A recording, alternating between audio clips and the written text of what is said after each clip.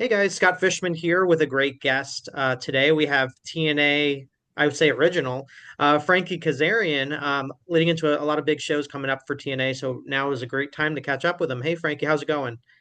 Good man, how are you? I'm good. So I know you just turned, I think it was like 48 years old not long ago, but you're still doing some of your best work. You're in shape. You move around like people half your age. I'm just curious, kind of just dig into what's the secret? Take us through, is it getting harder? Are you making some adjustments in your life? Talk a little bit about that. I mean, I'd like to. I really don't feel my age. That's the thing. I feel better than I did in my 20s. And that's, I think, it's just a testament to always, I learned at a young age to, in addition to working hard, working smart. And I think that's why I've had the longevity I've had.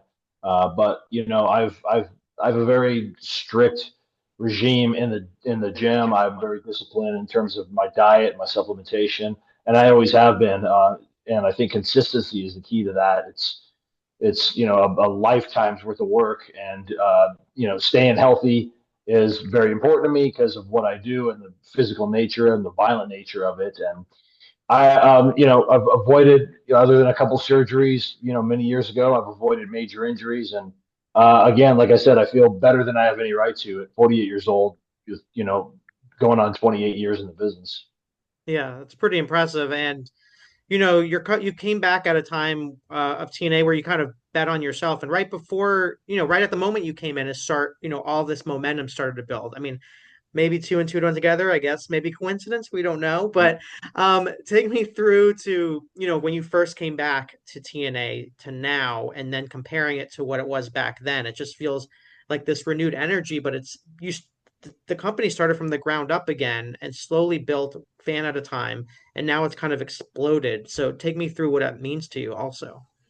Yeah, well, I before I came back in January of 2023 officially, I dipped my toes in the water a little bit the summer before in 22, and had a little run here, and actually captured the X Division title and had a program with Josh Alexander, and really saw the roster and what TNA was doing, and saw that, like, they were on a good path, because I know for they'd gone through some very rough times in the past. And I was part of a lot of those rough times early on, but saw that they were very much trending in the right direction, and it was a place that I wanted to call home and I wanted to be a part of. And yeah, since I came back, call it coincidence. I don't, but since I've come back to TNA, we've trended upwards in every measurable metric. And right now, the company is really on fire. We have so much momentum. We're selling out shows. We're breaking attendance records. We're coming to new towns like we are this Thursday in Minneapolis, Minnesota. Here, bringing on live impact. It's really cool. It's really exciting. The same way it was really exciting in the early Asylum days, and when we first got on Fox Sports West and we first got on Spike TV. But it's a different type of excitement. It's we have this relationship with NXT that has garnered a lot of interest. The stuff we're doing on our own, people are very, very into. It's just a really good time to be in this company. Having worked under several owners over the years, Jerry Jarrett, Jeff Jarrett, Dixie Carter, so on, Scott Demore, how would you compare Carlos Silva, someone who's from the outside in, kind of like a Dixie Carter, but also because of the sports background? I love seeing some of the things that he's implemented by like acknowledging hard work and who is the hardest worker of the night, and doing these little things that when you're inside the wrestling bubble, you may not even think of. So take me through, compare Carlos's approach to others that you've kind of worked under. Yeah, like you said, Carlos is an outsider when it comes to, in terms of, he didn't come from the wrestling business, but he's certainly not a stranger to the sports industry and the sports business. And I know Carlos is a very big advocate of live TV, and he's been very aggressive about going out and getting what he wants, and and saying things and making them happen.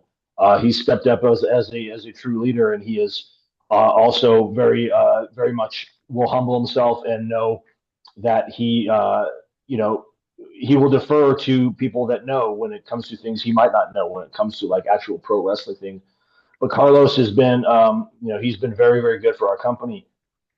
And yeah, I like, my first boss here was Jerry Jarrett and Jeff Jarrett, and they, two of the smartest guys you're you're going to get in pro wrestling. Jeff Jarrett, you know, he's at the end of the day, he's still the founder of this place, and this is still his vision. And what Dixie did was, you know, can never be overlooked. And I hope Dixie is going to get the respect that she deserves one day. And what Scott D'Amore did for this company, and Scott D'Amore really held it down through some rough times and brought us, you know, kind of from the dark place into the light. And everybody, all of those individuals, all those men and women have shared and should share in the success of TNA and what we're doing right now. A lot of buzz, a lot of questions regarding television and expanding on the reach of the platform. I think that's the only thing right now that's we'd love to see TNA more, the accessibility. I know you have the app, TNA Plus app, Access TV, but getting on a Peacock or an A&E or something. What's kind of your thoughts on that? What kind of communication? What's the vibe backstage when it comes to when you're hearing about this or a video game or something like that? Yeah, I think everybody is internally management and roster alike are focused on getting better distribution, more eyes on the product, especially now that we're at our hottest. Be it streaming or be it on a cable network, we're everybody's kind of waiting on with bated breath. And it's one of those things. It's not a matter of if; it's a matter of when. I know Carlos and his team are working around the clock, and all of our management team and people behind the scenes are really putting in the hours and putting in the time. And that's their job, and our job is to entertainment and some of the best wrestling you're going to see. And I really think it's going to happen. I would hope that by the time Bound for Glory comes around or towards the end of the year, we would know more about that. Above my pay grade, I'm just a lowly wrestler, but I do talk to management quite often, and we're all on the same page, and we all have that goal certainly in mind. And I think we're closer than we ever have been. You say top, above your pay grade, but do you have aspirations, following your career? I mean, we see you on commentary right now. You have the mind Yeah. for this. You're this great veteran where you have the great mind for the business. I mean, where do you kind of see yourself going, once the in-ring side concludes? Or do you see you walking off in the sunset and having your life? Yeah, I mean, like it's a great question. I feel like I have so much wrestling left in me that it's really even hard for me to even think that far off because I just feel like I got so much left in me. Whether that's true or not, God willing, I hope it is. You know, perhaps do something behind the scenes or commentary or something on air because this has been my life's work. It's been this is I've been doing this going on 28 years, so it would be a no brainer. Uh, uh, Having said that, part of me always wanted to kind of be the guy that did my look at. I've done more in this business than I ever thought I was going to do, and I've been very blessed to have the career that I do. And I always wanted to be that guy that uh, had his career and disappeared into the desert, and like never to be heard from again. And part of me very, very much wants that to be the case. Reality is what it is. Not sure that's going to be the case. You know what? Again, I put so many years into this business. And it's been very good to me.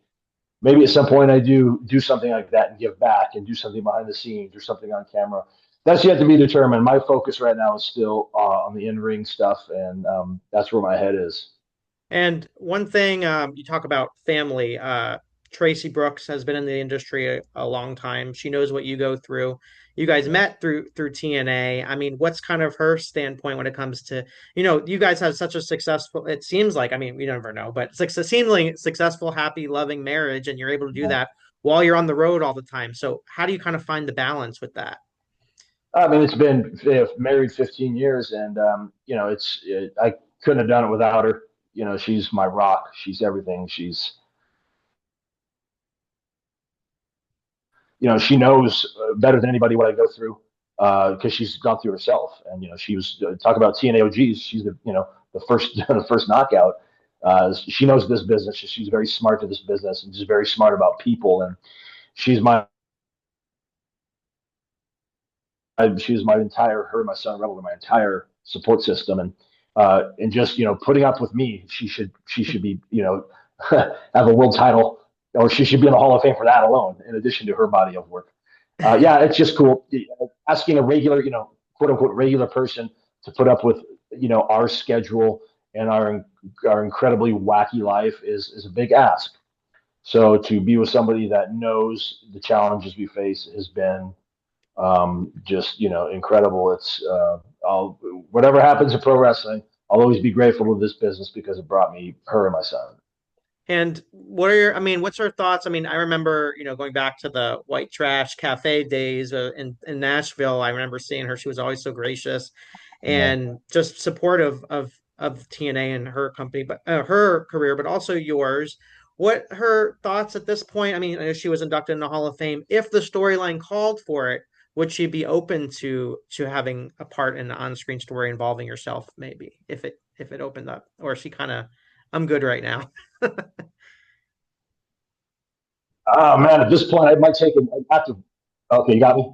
Yeah, yeah. It Yeah. might, it might, it might, it might take an act of God to get her back in the ring. I mean, she was gone for a long time, and she was very, very, content being a mom, and that's her next phase is being a mom, and she's an incredible mom, and uh, she had the opportunity a couple years ago to come back, get involved, have a last match with me against Eddie and Lish, and to get her just desserts in the Hall of Fame, and that was beyond her wildest dreams, and I think that was very much her swan song, and she I don't think really wants to tarnish that. That's she went out on the highest note anybody could go out on. She was in the ring. I was there. Her son was there. You couldn't ask for anything better. So I think that ship has sailed, but it's wrestling. It's the weirdest business in the world. Never say never, but I Right. think it would take either take a lot of money or a cosmic shift in time and space for get her back. um, talk about we're getting close. You mentioned the shows. I love that we have live shows for Impact. I think that's amazing. Minneapolis Armory coming up on Thursday. It's airing on Access TV and the TNA Plus app, which is a really good app if you haven't checked it out. You'll see a lot of Frankie's body of work there over his much of his career.